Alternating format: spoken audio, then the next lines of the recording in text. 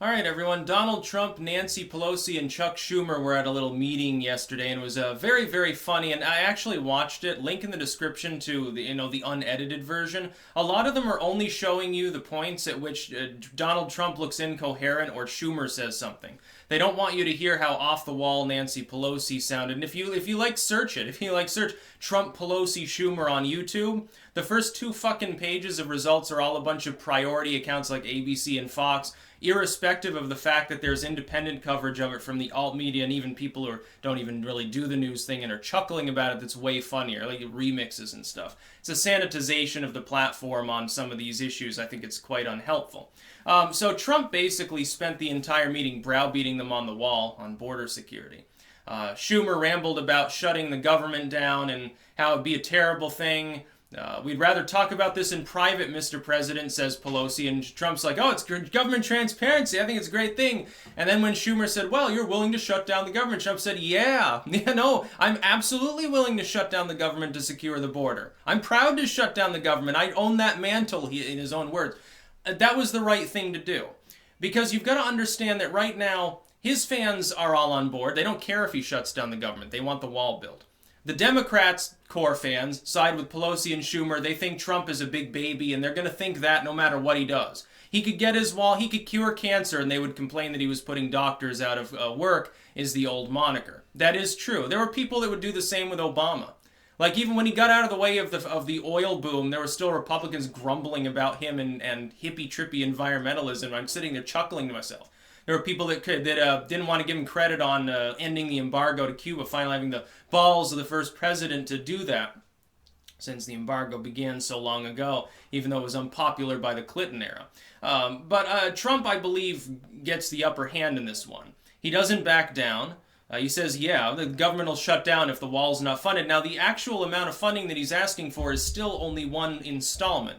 It's not that much higher than what the Republicans in the House and Senate wanted to allocate anyway, and even some Democrats were on board with. If he can manage to back down the Democrats, so it really, and he points this out, it's really the Senate. He's got the votes already in the House because there are vulnerable Democrats in red districts right now that have signaled they'd vote for this funding in order to avert a shutdown, especially in the House. The House is really nervous and reluctant to shut down the government because they know that they tend to get the worst of it. Trump is going to maneuver his way around it effortlessly and say, look, I don't want the government to shut down necessarily, but what else can I do? We need to have certain funding allocated. It has to be done. I'm going to, let this run its course. The House can vote at its leisure, and then the government will no longer be shut down. He points this out, he's got the simple majority he would need there right now. Democrats would flock on to sign on to it, whether Pelosi wanted them to or not. They would call for her to hold a vote. Really, what it's about is the Democrats. The Republicans have 53 votes. They probably got a couple of Democrats, like Manchin probably vote for it. But they would need more. Schumer would have to come aboard with it. Now, this would require negotiation. What's Trump, the negotiator-in-chief?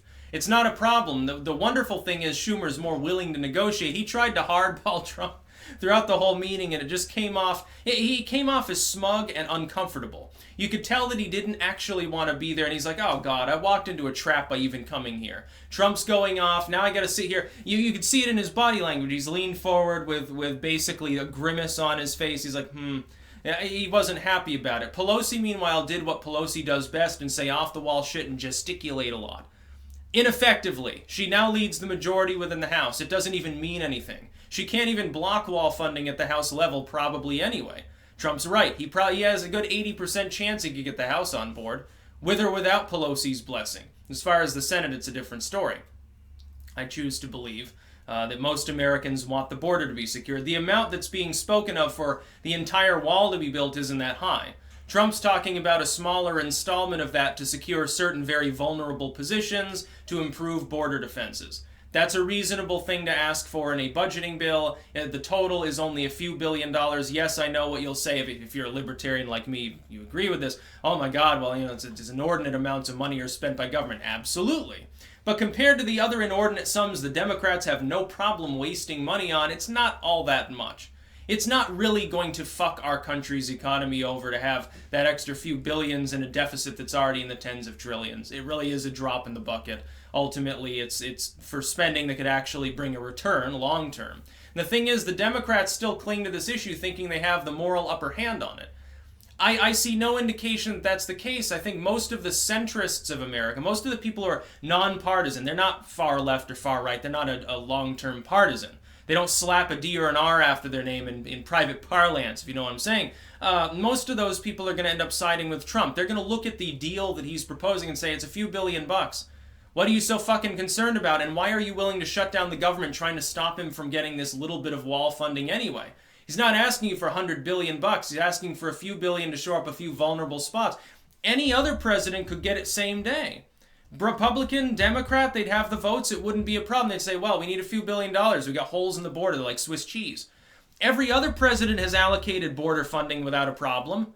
No matter how much they ask for or what they want to do with it. Bush wanted to expand border defenses. He ended up spending, hundreds of millions of dollars on a few miles of fence and some embankments. He was a real wasteful spender. That was a waste of time and money. If we were willing to spend the amount that Trump's talking about, we could secure the entire border within a few years, and we wouldn't really have a problem after that. We would have upgraded border defenses along the entire span of it, more or less. The border control stations would be more well equipped. There'd be more ICE agents able to staff it. The border would not be impenetrable, but it would be considerably less able to be penetrated. They're also talking about electronic monitoring and drone cameras. I don't know. That's a little bit dystopian because they're going to be looking at things on the U.S. side of the border too. I don't like the idea of drone cameras and stuff like that and the new robotic cyborg era. I think that's a little dystopian. But in general, building a bigger, badder, better physical barrier for the amounts he's talking about. Let him get his wall funding. Start the wall being built. Here's what you do. You let him do that, and if it still doesn't pan out, then you say, whoops, oopsie whoopsie, you made a poopsie, and then you kick him out of office. His own fans would turn on him at the point. He's like, oh yeah, we need an extra $100 billion. Sorry, I way underestimated. And by the way, I won't be done by 2030 or whatever. Yeah, he'd get kicked out of office. The Democrats could plant the seeds of his demise if they think that the plan won't work. If illegal immigration doesn't slow down, if the wall doesn't work or whatever, or it goes way over budget and time period. It'd be a win for the Democrats, but they know that that won't happen. They know that it'll be successful. That's what they're worried about. So Schumer sits there in the meeting with Trump looking like a spanked child, and it was very, very funny. And this is Trump's sort of forte. He'll bring people in a meeting and then blindside them, and it was very funny to see. Now we know also where Pelosi really stands on this issue. She doesn't want to secure the border, and I'm sure that that'll be in campaign ads for the foreseeable future. That's about all. Peace out.